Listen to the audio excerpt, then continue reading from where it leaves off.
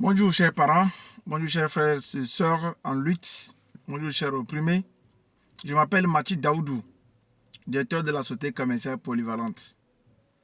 Lors de la vidéo passée, je vous avais promis de revenir et vous parler des procédures, surtout des violations que j'ai subies suite à la plainte ou suite aux plaintes de la société technologique de distribution dirigée par Mme Jacqueline Aka. Je prends la procédure pénale aujourd'hui. Je vais vous parler du début de la procédure pénale. Je reviendrai dans d'autres vidéos vous parler de son déroulement, mais aujourd'hui je parle de son début. Pour que vous puissiez comprendre mieux les violations, je suis obligé donc de toucher la procédure civile pour expliquer les textes violés. Ça vous permet de suivre très bien ce qui est violé, ce qui devrait être fait et ce qui n'a pas été fait. Donc mon histoire commence en septembre devant le président du tribunal de Bafilo, M. Larrey, que je tire chapeau. C'est un magistrat à féliciter. Il a été courageux, il a respecté son serment. En tout cas, je le respecte beaucoup.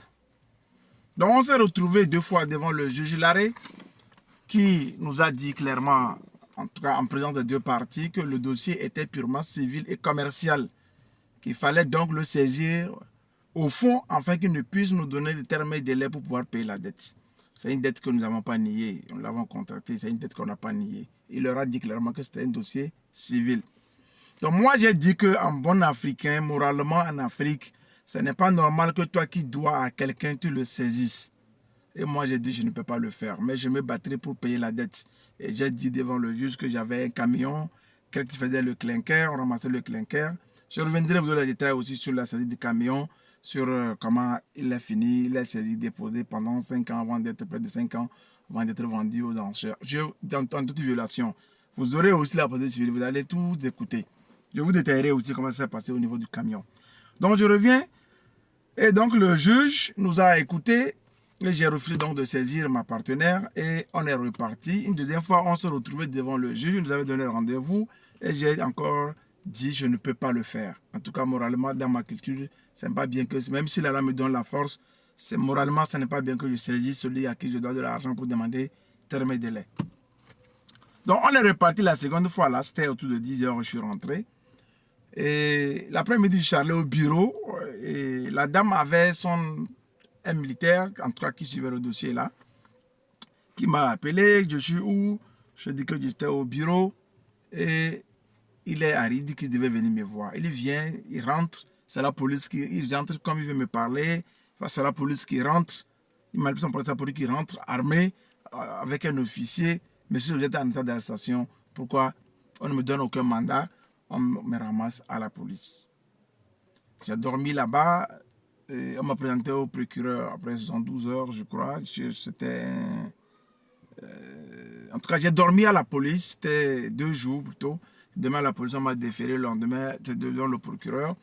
Et à la police, ils ont pris soin de m'écouter, de faire leur PV. Quand on s'est retrouvé, j'étais chapeau aussi à l'officier. À Passo, je ne me rappelle plus de son nom, mais je crois que c'est comme ça qu'il s'appelait. Et j'ai salué aussi son commissaire. Ils ont fait leur PV sans problème. On est allé. Le procureur donc m'a reçu. Il demande, il a lu le PV. Il dit bon, j'ai lu le PV de la police, mais je voudrais entendre de ton nom si réellement ce que dit la police, tu en sais. Qu'est-ce que tu as traité avec Mme Jacqueline Aka et sa société? Il a dit ils m'ont vendu de l'engrais. Et donc, c'est pour que moi je puisse revendre à mes clients. Il dit bon, d'accord, c'est exactement ça a dit la police. Donc, je vais vous laisser partir. Vous êtes libre. Je suis rentré. Au lieu qu'on retourne, au lieu que la STD, dirigée par Mme Jacqueline Aka, retourne à Bafilo, ou bien, je vais vous lire le contrat, puisque le contrat est clair. Au lieu qu'il retourne, donc le juge de Bafilo a statué clairement, la police a suivi selon le contrat, parce que le contrat dit, en article 1er, la société technologique de distribution STD, donc dirigée par Mme Jacqueline Aka, vous allez voir aussi le contrat, les signatures, spécialisée dans la distribution des engrais, s'engage pour la saison 2017-2018 à vendre à crédit à la société commerciale polyvalente, c'est nous. Voilà comment l'article 1er dit. L'article 4 dira, la société technique de distribution, donc la leur, celle de Mme Jacqueline Aka, concède à la CP, l'exclusivité de la distribution des engrais dans les préfectures de Kéran, de Binan et d'Assolé. Donc c'est pour respecter le contrat qu'on s'est retrouvé devant le juge de Bafilo, donc à Assolé. L'article 5 dira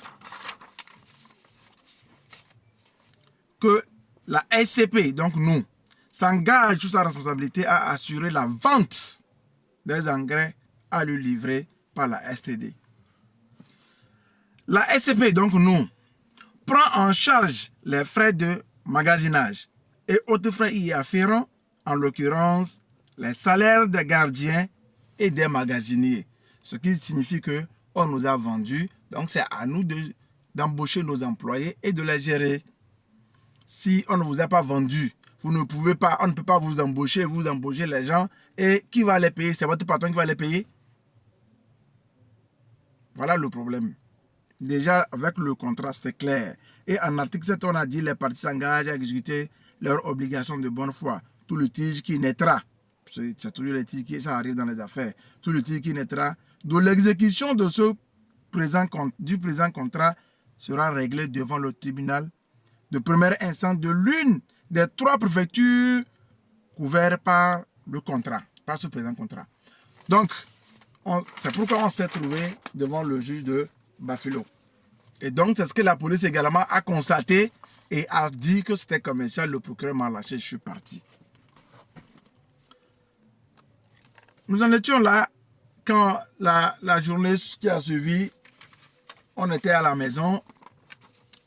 C'est un huissier qui débarque avec une ordonnance signée par le président du tribunal de Kara que je vais vous lire. Je vais la lire pour une raison que je vais vous expliquer tout à l'heure. On dit, l'ordonnance dit, ordonnance numéro 087/2018.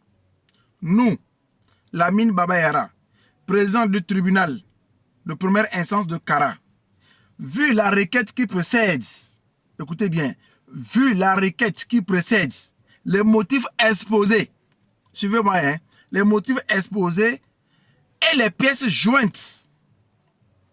Suivez, je vais vous dire pourquoi je précise, sauf qu'il n'y a pas eu, je viens.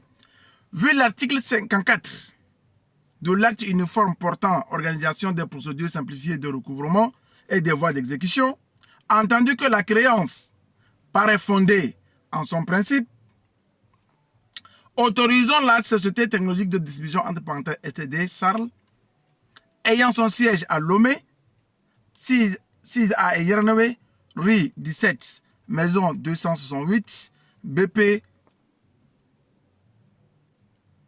30 056, téléphone 22 61 35 82, représenté par sa directrice, Madame Jacqueline Amevi Aka, a pratiqué la saisie conservatoire sur les biens meubles,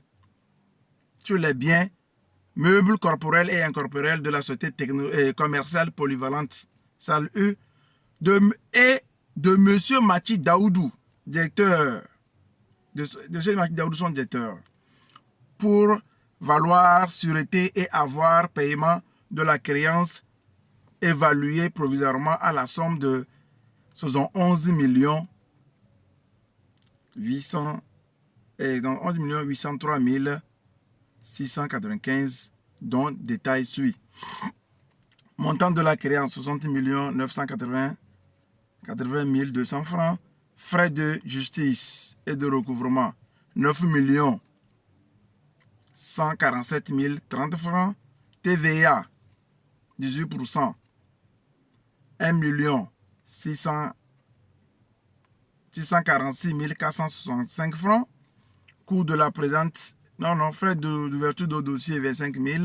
Coût de la présente ordonnance 5 000 francs.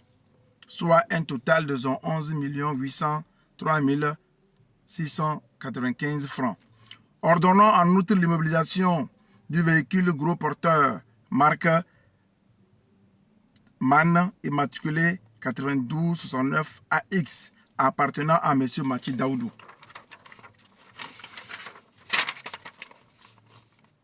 Disons que la présente ordonnance est exécutoire sur une minute et avant enregistrement et qu'il nous en serait référé en cas de difficulté. Fait à notre cabinet à Kara le 25 9 2018. Ça veut dire 25 septembre 2018. Président du tribunal signé Lamine Babayara, magistrat. Voilà. Pourquoi je lis l'ordonnance? La requête, la voilà. Voilà la requête. Où les faits ont été exposés. Donc d'abord, je vais vous montrer l'ordonnance. Voilà l'ordonnance. La voilà. L'ordonnance. La voilà. Voilà la signature du président. Voilà l'ordonnance. Voilà la signature du président. J'espère que vous voyez très bien. Voilà. Maintenant, la requête elle-même a été signée par Tchandekou Alassani. Voilà la signature de Tchandekou Alassani ici. Voilà la signature de Tchandekou Alassani. Et son nom a été écrit en bic, ce n'est pas saisi. Je fais la précision, je vais revenir, vous allez comprendre pourquoi. Et M. Tchandekou Alassani agit sur une procuration. Je vais vous lire rapidement la procuration. On dit procuration. Je suis signé Mme Jacqueline Aka Amevi, directrice de la société technologie de distribution, Charles STD Charles, agissant en tant que mandante, déclare donner procuration par la présente à M. Tchandekou Alassani afin de me représenter pour l'affaire concernant la STD Salut et M. Maki Daoudou, né le 31 décembre 1989 à Kachanga. Carte d'identité numéro tant de la société commerciale polyvalente. Enfin de quoi je lui délivre cette procuration pour servir et valoir ce que de droit. Fait à Lomé le 25 septembre 2018, la directrice. Signé Mme Jacqueline Naka, SCD. Maintenant, elle a signé la procuration le 25 septembre. Le 25 septembre, là, c'est la même date que le président a signé son ordonnance. Sauf que, regardez ici. Regardez la procuration d'abord, en haut. Vous allez voir la signature de Mme Jacqueline Naka ici. Maintenant, regardez ici. Regardez très bien ici. Vous allez voir que l'officier de la police judiciaire, l'officier de la police a signé, comment dire ça, légalisé la procuration le 26 septembre. La procuration a été légalisée le 26 septembre 2018. Alors que l'ordonnance a déjà été signée. Le président dit, vu la requête qui précède, les motifs exposés, les pièces jointes, ça veut dire que la procuration a été jointe avant même qu'elle ne soit légalisée ou quoi. Alors que c'est quand elle a été légalisée qu'elle a pris forme. Elle a existé.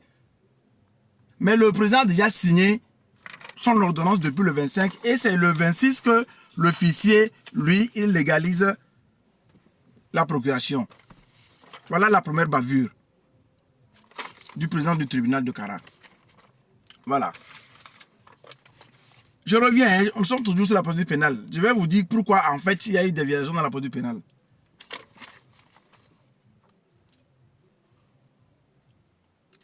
Donc, il a autorisé la saisie. La saisie a été faite.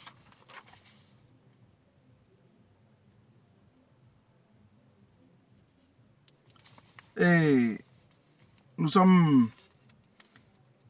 La saisie a été faite par l'huissier Maître Lekem Debout. Je vais vous montrer les procès-verbaux de saisie si vous en voulez. La saisie a été faite. Et ce qui est plus intéressant ici, ce que je vais vous montrer, voilà l'acte de l'huissier. Maintenant, ce qui est encore intéressant, l'autre violation. Il a signé son ordonnance avant que la procuration ne le parvienne et la requête, puisque l'autre monsieur ne peut pas signer la requête avant qu'il n'ait la procuration. Voilà. Autre bavure. On a signé la requête le 25, autorisant la saisie conservatoire. Le 10, je vais vous lire ça aussi. Je vais vous résumer. Je suis signé Lamine Babera, président du tribunal de Kara, du tribunal d'instance de Kara, vu la requête qui précède, les motifs y exposés, les pièces jointes, vu l'article du code, voilà, nommons, il a dit ordonnance, autorisons à la société technologique de distribution, voilà, à procéder à la vente de 339 paquets de ciment taureau, objet de saisie conservatoire. Voilà l'ordonnance. Je vous résume pour ne pas être trop long, puisque les faits, voilà ça. Voilà l'ordonnance. Voilà l'ordonnance. Voilà la signature du président du tribunal. Vous voyez? Vous allez voir la date ici. Voilà la date. J'ai appuyé sur la date, le 10. Il dit, vu les pièces jointes, vu les motifs exposés. Mais sauf que c'est le 11 que cette requête a été signée. Ça veut dire que le président du tribunal... On dirait que je vais de la comédie, n'est-ce pas? Voilà. Voilà la requête signée le 11. Alors qu'il nous a dit dans son ordonnance que, vu les pièces jointes, vu la requête, vu les faits exposés dans la requête. Alors que la requête n'a été signée que le 11. Voilà ça. Voilà, la requête a été signée le 11. Voilà. Alors, de quel fait des motifs exposés dont parle le président, c'est quoi? Puisqu'il n'avait pas encore la requête. Vous voyez un peu? Il n'avait pas la requête, mais il dit, vu la requête qui procède, les motifs exposés et les pièces jointes. Où? Puisque c'est le lendemain qu'il a eu la requête, le 11, alors qu'il a signé le 10. Voilà. Vous voyez, lorsque je parle de violation, on pense que je n'étais pas sérieux ou que j'étais en train d'exagérer. Je suffisais sérieusement. Est-ce que ça, on va dire que c'est le fait d'un dirigeant? Non. C'est les gens qui ont choisi le faire et ils l'ont fait dans leur bureau. On continue. Rapidement pour ne pas être trop long.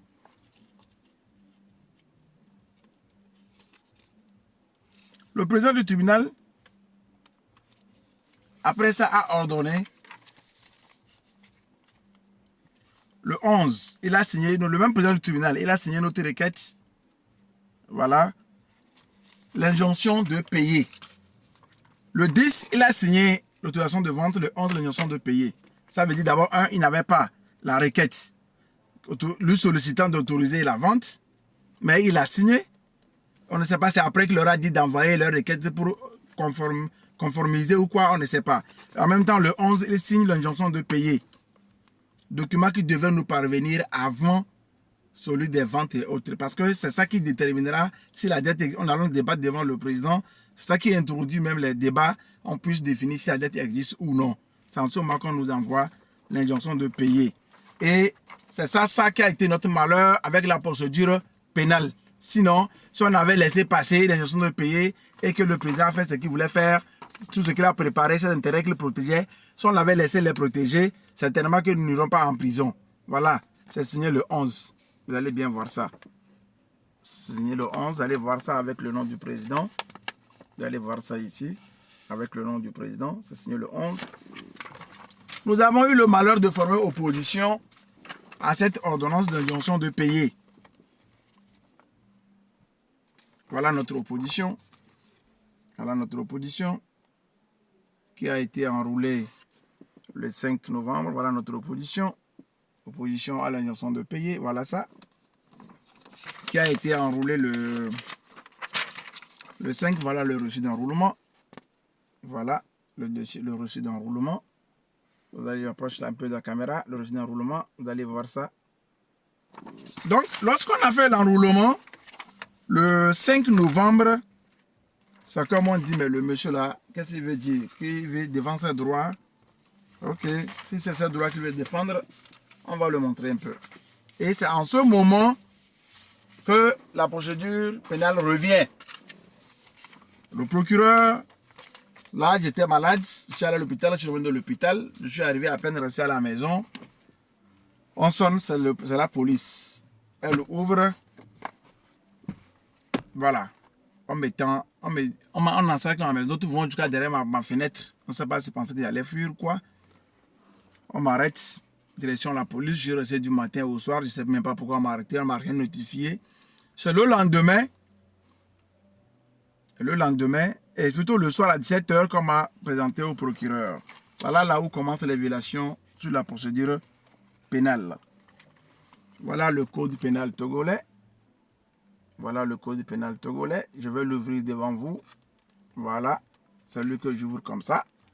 Et voilà, je le tourne tout doucement pour que vous voyez l'article 5. L'article 5 qui est ici. Voilà l'article 5 du code de procédure pénale togolais. Je vous vais le lire exactement aussi comme je viens de le faire. La partie qui exerce son action devant la juridiction civile compétente ne peut la porter devant la juridiction répressive. Ça veut dire quoi? Ça veut dire que vous êtes parti, c'est-à-dire que vous qui voulez vous plaindre. Si vous allez vous prendre devant le juge civil, comme elle l'a fait devant le président du tribunal, elle ne peut plus aller au parquet, c'est-à-dire chez le procureur, pour dire non, que la plainte que j'avais portée pour la créance là, non, ce n'est pas la créance, c'est un avis de confiance. Ça veut dire que la loi interdit, raison pour laquelle je dis toujours, j'ai dit dans ma précédente vidéo qu'il ne faudrait pas qu'on mélange la politique et le droit. Les autorités ont fait leur part, que les juges fassent la leur. Les lois sont votées, c'est aux juges de faire respecter maintenant la loi. Voilà. La disposition continue. Dans l'alinéa 2 dit, il en est autrement que si celle-ci a été saisie par le ministère public avant qu'un jugement sur le fond n'ait été rendu par la juridiction civile. Ça veut dire quoi? Que lorsque, par exemple, dans le cas en l'espèce, dans le cas dont nous parlons, elle a saisi le président du tribunal, donc la juridiction civile, si elle n'a pas, elle ne peut plus, elle ne peut plus revenir au pénal. Mais le procureur, on dit le ministère public, donc le procureur peut, quand même s'il y a une infraction, se saisir du dossier et saisir la juridiction répressive. Mais ceci n'est possible que si la juridiction civile que la dame a saisie, donc le président du tribunal n'avait pas rendu une décision au fond. Dans notre cas, il y a eu l'injonction de payer qu'on nous a donnée. On a même formé opposition. Autrement dit, même le ministère public ne devrait pas revenir sur l'affaire. Première violation de mes droits au pénal qui m'ont conduit en prison. Première violation. Seconde violation se situe en l'article 160, si je ne me trompe pas. Voilà toujours le code de procédure civile togolais. Article 160. L'inculpé à l'égard duquel le juge d'instruction dit n'y avoir lieu à suivre ne peut être recherché à l'occasion des mêmes faits, à moins qu'il survienne une nouvelle charge. Ça veut dire quoi? Le procureur m'avait arrêté et il m'a libéré parce que le dossier est commercial. Il ne peut pas me reprendre, à moins qu'il y ait de nouveaux éléments dans le dossier. En l'espèce, on m'a repris pour la même affaire, sans aucun nouveau élément. De toutes les façons, on ne m'a rien notifié. Conséquence, deuxième violation de mes droits. Là aussi, ce n'est pas la responsabilité du gouvernement. Le gouvernement a fait son travail. Il a voté la loi et c'était au juge de la faire respecter. Si le gouvernement se met à s'impliquer, on va dire que le gouvernement se met dans les affaires judiciaires.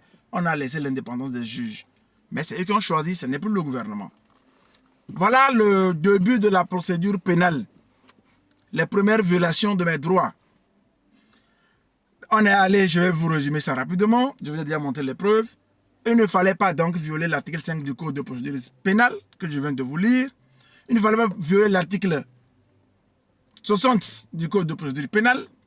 Il ne fallait pas interpréter le contrat. Je reviendrai dessus. Je vais revenir au cours des prochaines vidéos. Vous allez voir encore d'autres. En fait, le droit, il est fait comme ça. Quand vous commencez la première violation, soit vous abandonnez ou vous allez continuer dans les violations jusqu'au bout. Parce que quand un seul texte est violé dans la procédure, on ne peut plus se racheter. Le contrat qui nous lie est commercial. Le fait qu'on a refusé déjà, c'est parti. Les violations ont commencé. Je reviendrai avec des preuves. Je vous ai dit, je vous mettais des liens. Et on est en train de travailler dessus. On va vous envoyer les liens également avec tous ces documents pour que vous puissiez bien les imprimer, bien les lire ou les mettre dans votre ordinateur et bien les lire. Soyez rassurés, vous aurez tous ces documents. De toute façon, je vous les montre directement pour que vous sachiez ce que j'ai vécu.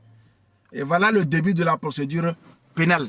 La procédure civile, je vais aussi revenir, mais nous allons continuer avec la procédure pénale lors des prochaines vidéos. Nous allons continuer avec la procédure pénale jusqu'à où elle est aujourd'hui. Je salue tout le monde. Coucou à Madame Rachel Mollet depuis Cassit. Merci beaucoup. C'est ma première enseignante de droit, ça. Elle a tenu, quand il y a eu des violations, quand on a vendu le ciment, c'est dans tes écritures que j'ai dit dire les premières violations que je n'ai même pas citées tout à l'heure. L'article 115 du Code du droit OHADA, l'article 105 du Code de procédure de recouvrement simplifié. C'est grâce à elle, quand on a vendu le ciment, l'article 115 et l'article 116, qui me donnait le droit de vendre mes biens, bien sûr, après ce titre exécutoire. J'aurais bien voulu le lire, mais je risque d'être trop long. On a déjà beaucoup de temps. Mais c'est elle qui m'a permis de commencer par me dire le droit. Mais il faut dire que elle m'a formé. Et l'article, cette disposition, je reviendrai quand je vais commencer la procédure civile. Je vais tout vous lire. Nous sommes pour le moment dans la procédure pénale. Et je vais continuer par vous lire. Vous aurez les décisions des juges. Vous aurez tout. De toute façon, le droit, les juges décident au nom du peuple. Et le peuple a le devoir de savoir qu'est-ce qu'on a décidé à son nom. Et les décisions sont publiques, nous allons vous les publier, vous allez les lire. Ce n'est pas une diffamation, ce n'est pas de l'outrage. Nous avons des preuves de ce que nous avançons. Et voilà. Que quelqu'un vous dise qu'il y a outrage, ça, il vous a menti, il dit qu'on a une personne. Nous sommes en train de dénoncer ce qu'on a vécu. Je souris parce que la douleur, quand vous l'avez vécu à un moment donné, ça vous fait rire. C'est que c'est comme votre corps est mort. J'ai subi, j'ai souffert, ma famille en a subi, les humiliations. Vous connaissez la notre société africaine, lorsque vous quittez la prison, on pense que vous êtes un fautif. On pense que vous devez être rejeté de la société. Nous avons subi. Tout simplement parce que les gens ont refusé de respecter les textes que mon gouvernement, notre gouvernement, a bien voulu mettre en place pour le bonheur de son peuple. Quoi de plus bon que de dire merci, chapeau à tous les gouvernants. Je vous dis merci. Merci pour avoir voté les textes pour nous protéger. Nous vous demandons de nous protéger toujours comme ça. Ça va nous aider. Et nous allons nous engager à vous accompagner dans votre politique. Ce n'est pas un parti politique. J'ai déjà dit ça à l'avant et je ne reviens pas dessus. Mais je vous dis merci. Je suis fier de mes autorités. Je suis très content. Je suis heureux d'avoir des autorités qui pensent à la liberté, qui en a fait la détention une exception et la liberté la norme. Je vous salue tous. Je suis heureux de vous avoir comme autorité. Salut à tout le monde. Donc, nous allons revenir sur la suite de la procédure pénale. Donc, j'ai résumé pour qu'on tombe sur la procédure pénale. Et ensuite, maintenant, la prochaine vidéo, nous allons continuer la procédure pénale elle-même jusqu'à son niveau, jusqu'à la CEDEAO, qui a confirmé que c'était des violations, que c'est de l'arbitraire. La décision est là. La décision de la Cour de justice CEDEAO est là. Je vais vous la montrer. C'est ça qui me permet aujourd'hui de faire cette vidéo. Voilà. C'est la décision de la Cour de justice CEDEAO. Vous pouvez aussi la trouver sur Google. Il suffit de cliquer Cour de justice CEDEAO et cliquer Affaire Machi Daoudou et contre l'État togolais. Vous allez trouver ça également. Aux sociétés commerciales polyvalentes contre l'État togolais. Vous allez retrouver ça. Voilà. Vous allez voir ici dans le texte. Vous allez voir ça. Vous cherchez sur Google, vous allez trouver ça. Je salue tout le monde aussi. Je salue les magistrats de la Cour de justice CEDEAO pour leur travail bien fait. Et encore bonjour à M. Larrey, le président du tribunal de Bafilo d'alors, pour son courage, son dévouement, son sens du devoir, son respect au serment. Salut à tous. Bonne soirée à vous.